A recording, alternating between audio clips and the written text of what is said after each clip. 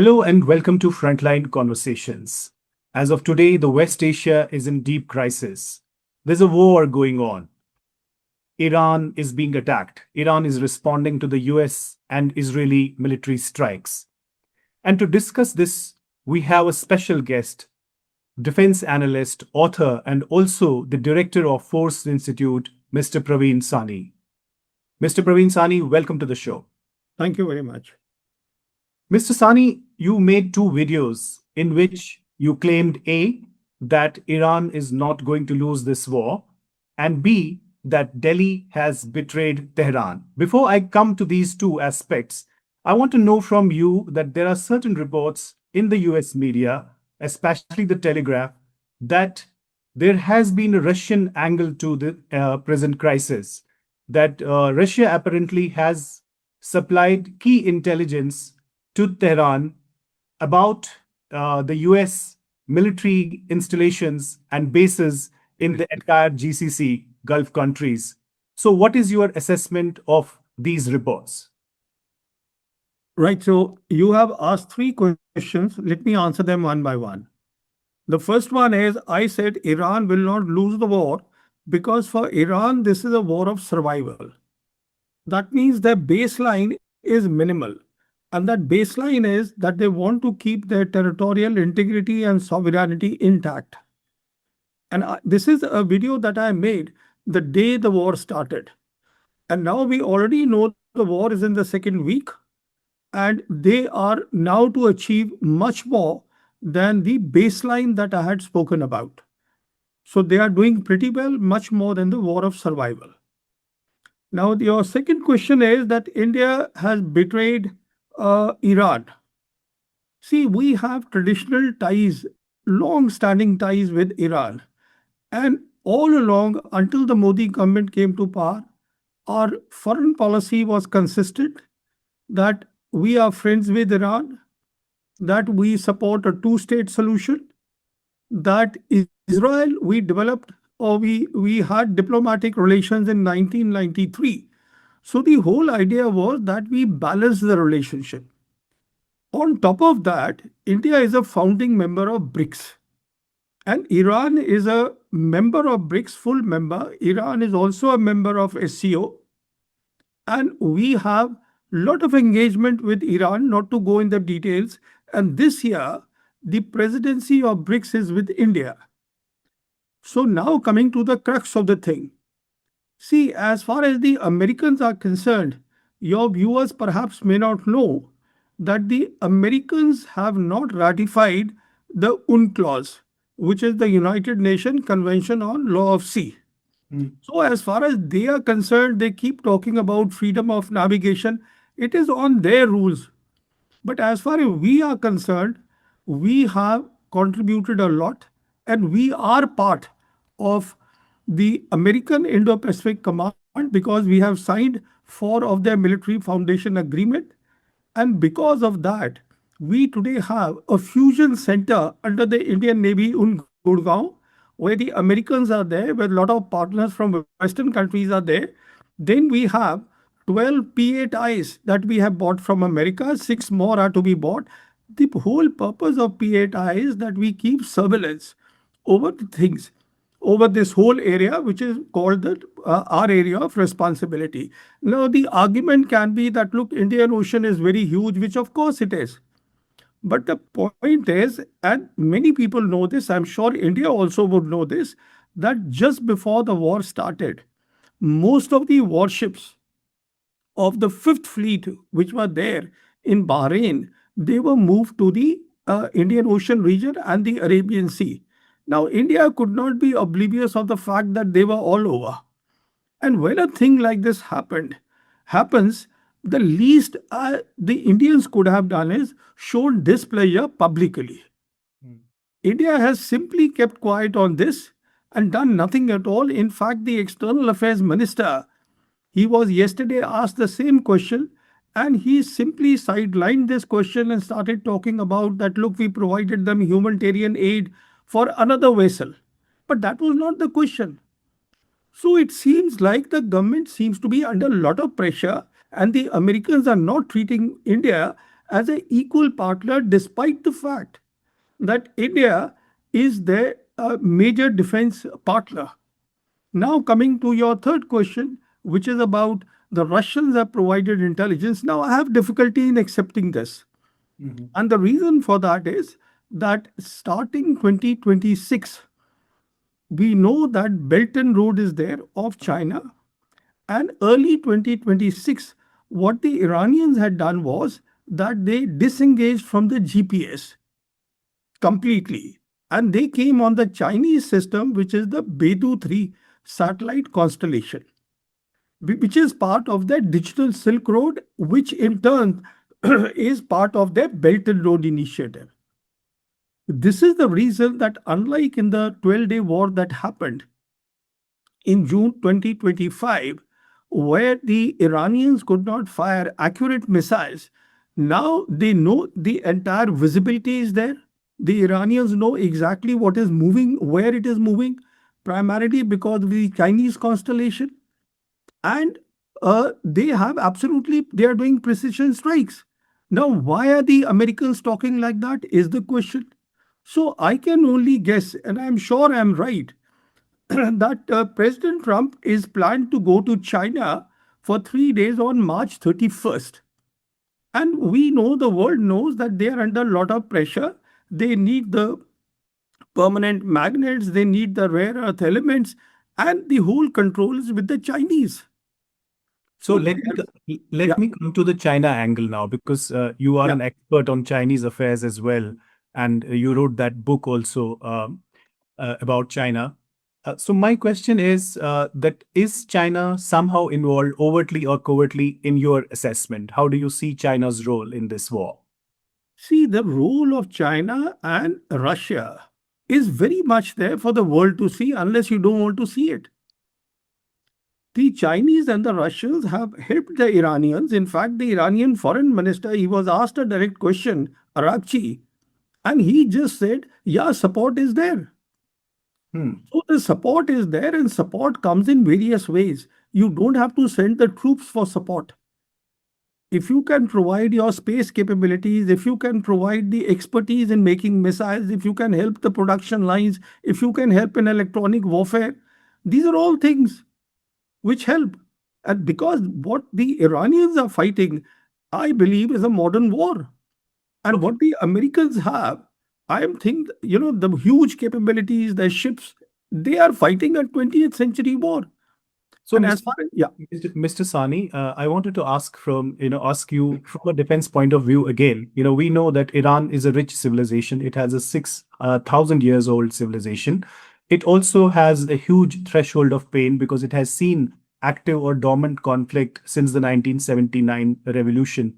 And also, given the culture of resistance in Iran, uh, how confident are you about Iran's capability, while we are seeing that Iran is also targeting military bases of the US in the GCC countries, in the entire Gulf region? What are the cost of this war for Iran in particular? Because now it can also not antagonize the entire Gulf.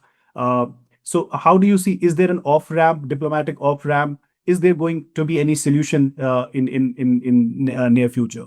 see, the solution is already there. For the last 1 day, anybody who has noticed the activity, it becomes very clear that President Putin personally has been in touch with all the leaders of the Gulf Cooperation Council.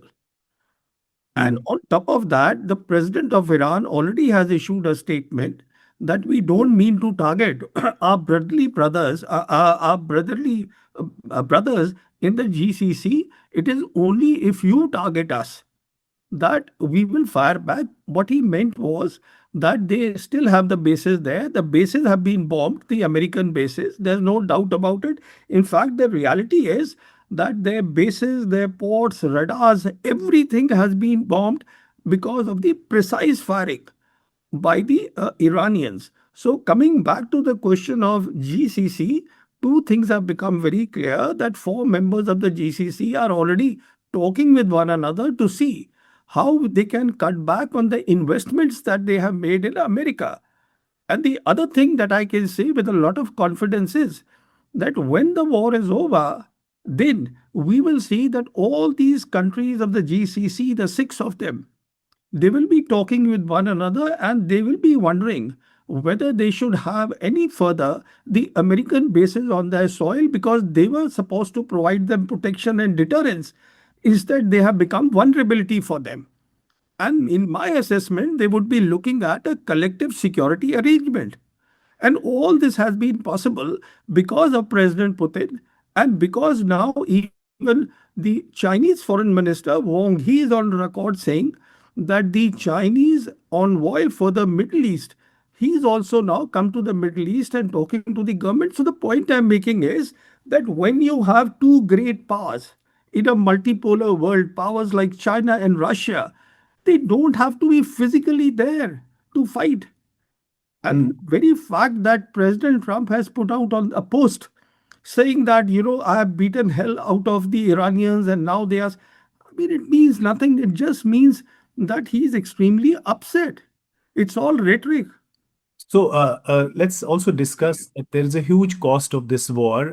As you know, as per Iranian media, already 1,300 plus people have been killed, of which the Iranian media says that 30% happen to be civilians. And we also have a report by the CNN, which has confirmed that one of the bombings that happened in southern Iran, in the city of Minab, in which 165 girl students were killed.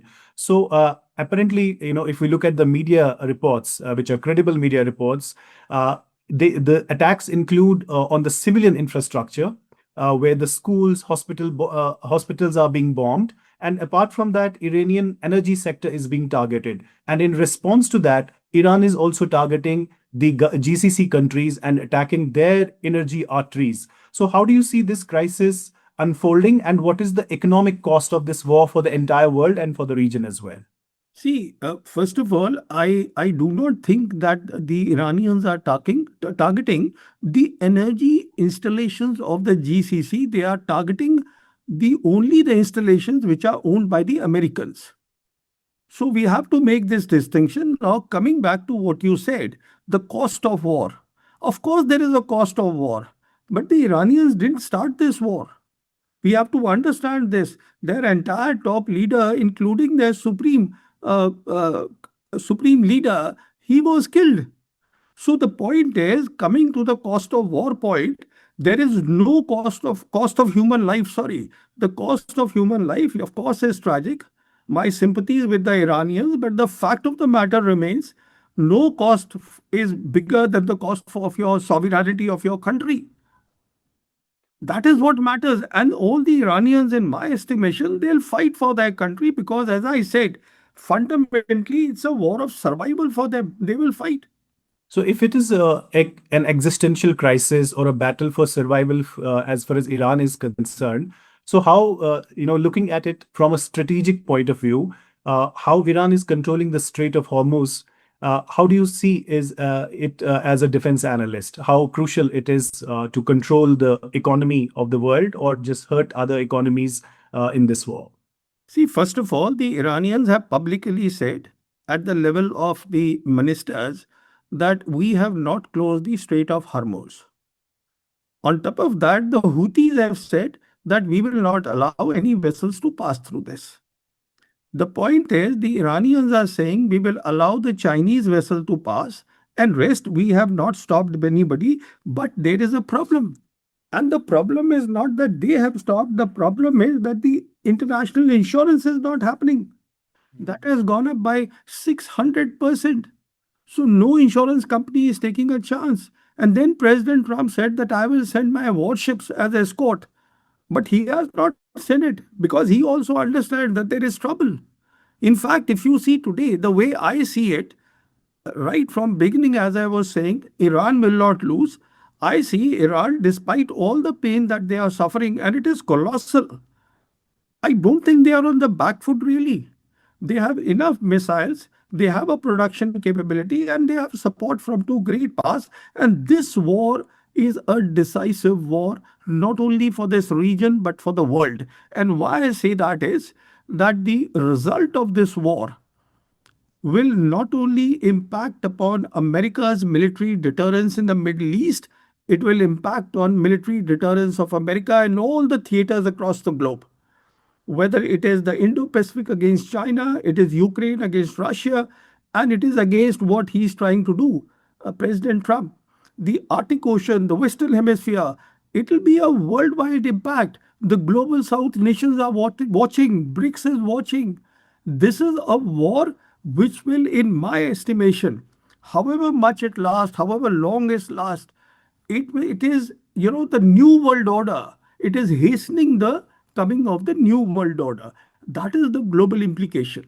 So, Mr. Sani, if we look at in the previous escalation, also Iran lost its top commanders. Earlier also it lost Qasim Soleimani, and then the Hamas chief was killed on Iranian soil. Then the Hezbollah chief Hassan Nasrallah was also killed, and now their supreme leader has been assassinated. And there's a lot of violence that is taking place, and Iran is bleeding in many ways, in more ways than one. But do you see that Israel is also becoming a liability from a security point of view for the US? Because there are some reports which said that Israel has actually dragged America into this war. See, first of all, this war it was never America's war. It was always Israel's war. But the problem is that America has taken ownership of war, which was actually a Israel war. Having said that, if you see the ratings of President Trump in his own country on the war, they are just about 20-21%. And on top of that, the US Congress is badly divided. I mean, this war is being fought without any regard for international law because it does not have the mandate of the United Nations, it does not have the mandate of the US Congress. And if there's anything left to be said about this war, that has been said by the American Secretary of War that there are no rules and regulations in this war. So, how do you also see India's role? Like, there is a lot of opposition voices have actually criticized the current regime in Delhi, saying that it has not taken a position that Delhi has been known for historically vis-a-vis Iran. So, are you seeing some diplomatic, pressure being applied on India on a global scale, and also the opposition voices within India? See, in India, unless the opposition comes together, one party or one Congress leader, Rahul Gandhi, talking about it will not be sufficient. Everybody has to come together because this war is actually, and the reaction of the government to this war, it is diminishing India's stature in the world. That is the reality. Because the Americans come on our soil and they are telling us what is to be done. Their US Commerce Secretary is telling us, okay, I give you 30 days of waiver. Please understand that this country is 1.4 billion people. This country has a lot of potential. It is not that we are just you can kick us and we are on the sides. So if you want your self-respect, you have to stand for it. I mean, I can't understand how the US Deputy Secretary comes and tells here on our soil that, look, the key to unlocking our relationship is the trade. And trade is moving fine according to us. Basically, what they are looking at is, and he's made it very clear, that the priority for President Trump is trade and commerce. That's it, the deals. So let's go back to the let's discuss the American point of view. So from America's perspective, what is the end game? Is it only the regime change, or quote unquote bring democracy to Iran, and or have a regime which is pro Israel and pro America? How do you see from American perspective? What is the end game? The end game of America, or what is the war objective, has already been given out by President Trump publicly, that I want unconditional surrender of Iran. And this is an unachievable war aim. This cannot happen. So when you publicly say that this is my war aim, the world is watching. That after all, you are a great power in the multipolar world. Let's see if you are able to achieve that. So if he backtracks, it does not say much for the American image, the global image.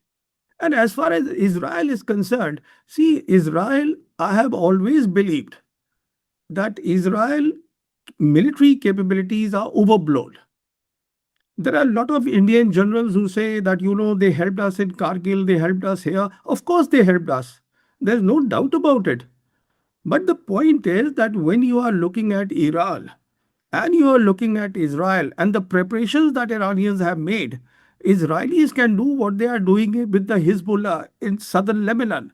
They're just throwing people out, or they can go and do what they are doing, the genocide in Gaza. They cannot do more than that. Without America, and I'm emphatically saying this because without Central Command's assistance, the least I'm talking about is the space capabilities, So, which they are getting. Yeah. let me interrupt you here and talk about, like, Iran is also not a very, homogeneous society. There are layers to Iranian society. There are Kurds, for example, and America is also trying to arm the Kurds, insurgents. And there are also pro-American, especially in the diaspora, who are talking about the liberation of women and the quote unquote atrocities of the Islamic revolution regime.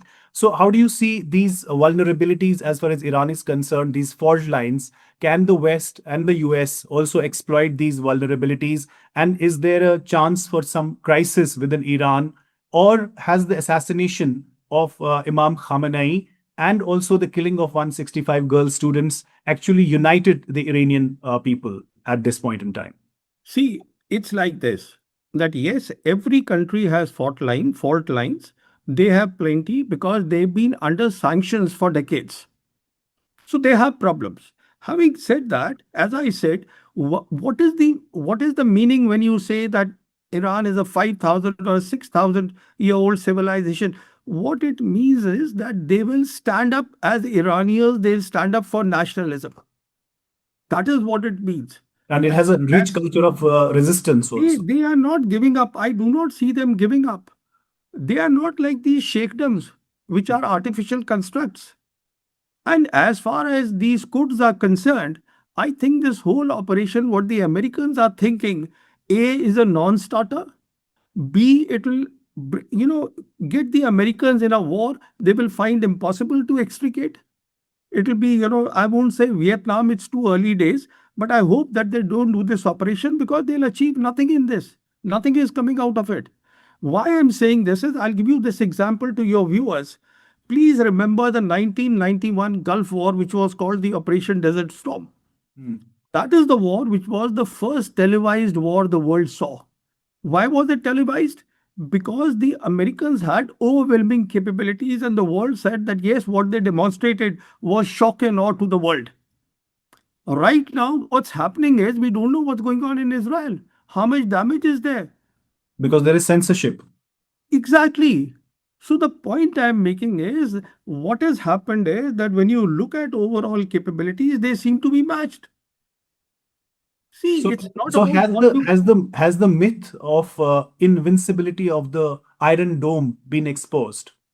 Oh, absolutely. Iron Dome, Arrow, David Sling. See, when you have so many missiles and drones coming in waves, then there is something called saturation of the air defense. And they all get through that when the air defenses get saturated. As I said, that they are okay. See, the best defense always is said is offense. That is the way it is. And they have built a capability, they have a scheme, they have a war concept, and they have the will to survive. It is not that the Americans do not have military power, they have more than military power that the Iranians can have. How the Shia faith, for example, the concept of martyrdom of Imam Hussein, as far as Shia faith is concerned, or the entire concept of sacrifice in the Shia faith, is it being underestimated by Americans that how strong the Iranian culture of resistance is? See, what has happened is we have to understand that once they killed the supreme leader, they did a disservice to themselves because it is no longer about Shia or Sunni, it's about the Muslim Ummah. And we saw those demonstrations not only in the Middle East, across the world. We have seen them in Kashmir. We saw them in Kargil. We have seen them in Hyderabad, Lucknow. We have seen it so many places across the world, Even Sri Lanka. even Sri Lanka, and even some token demonstrations in America itself. So the point is that they made a blunder which Trump talks about as an achievement. that I have killed all the people, you have made a big blunder by doing that, because that is, I mean, it's a sad thing that the supreme leader was killed this way and the leadership was killed. But the fact of the matter is, when you see this from the war perspective, it has worked hugely to Iran's advantage. And another aspect, how do you see the greater Israel dream, the dream of greater Israel, the way Israel is also bombarding Beirut, especially parts of Lebanon where Israel has shares a border also. So is the from Israeli perspective, is it all about expanding Israel and what they did in Gaza, for example? So are they repeating what they did in Gaza in Lebanon? See, what they have done in Lebanon is fighting the Hezbollah. Hezbollah is, let's say, it's one of the proxies of Iran. Hezbollah has something like 30,000 missiles, but they are legacy missiles. Hezbollah has the will to fight, it is fighting. And Gaza, once again, the point to make here is that Israel wanted Iran out of the way because Iran is the only country that is coming in the way in its Zionist dream of having greater Israel. And that is not going to happen. Let's be very clear. That is not happening, because if Iran survives, that I said that they will not lose the war, they will survive. If their territorial integrity and sovereignty remains intact, that means they are very much there. And also, please remember that Russia and China, they have big stakes and they are very much in the region. So I don't know why we keep even talking about greater Israel. That dream is up in flames. It is no longer there. So let us come to the last question, and which is like, do you see, as a defense analyst, do you see any possibility of the ground invasion, the U.S. troops being on the ground? No, not at all. Not at all, because it doesn't make sense. I'm sure there are intelligent people in there are a lot of intelligent people in the US military. They're not idiots. The only problem is that the commander in chief doesn't listen to them. That is the whole problem. So you see Iran winning this war. If Iran survives, it means Iran has actually won. Well, you see, I'll put it like this, that at least let me say three things or four things here at the end. The first thing I want to say is that Iran will not lose this war. Second, let me say that America will not win this war. And the third, let me say that whenever the war is over, the geopolitics both of the region as well as the world will change. And the fourth, I would like to say that India has not in any way maintained its global stature, which is the way the global South will judge as how they have been in the war so far, as their conduct in the war. That is what I have to say. So, Mr. Sawhney, thank you very much for being part of Frontline Conversation. Thank you for your inputs. Thank you. Thank you very much.